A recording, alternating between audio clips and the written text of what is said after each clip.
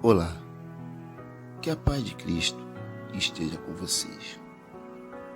E hoje vou meditar a palavra de Deus, e a palavra de Deus para os nossos corações diz assim: perambularam pelo deserto e por terras áridas, sem encontrar cidade habitada.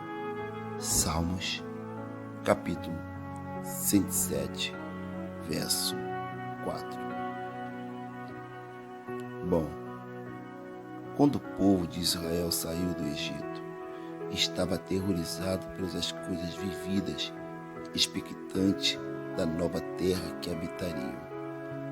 Tinha recebido promessas, foram libertos da escravidão e humilhação que sofriam.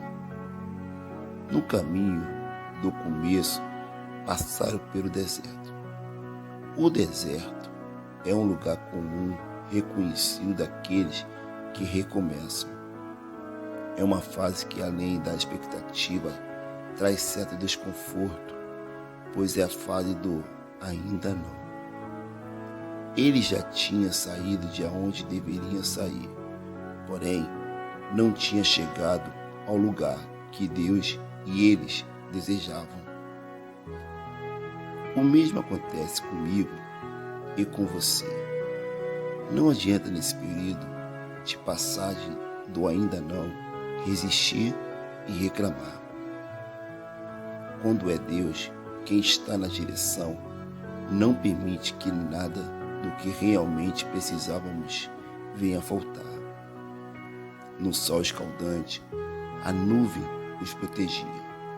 Na noite fria, a coluna de fogo guiava e aquecia. Da rocha saía a água e do céu veio o alimento. O que infelizmente aquela multidão redimida não entendeu é que a alegria e o contentamento em Deus não está só em chegar ao lugar prometido, mas sim ter a companhia do Pai em todo caminhar.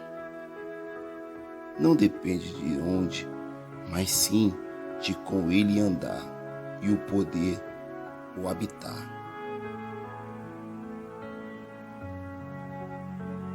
Quem gostou,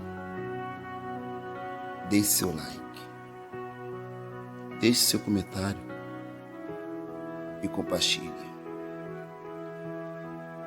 Continua do deserto. Hoje ainda não, mas continua na esperança da grande promessa de Deus em tua vida.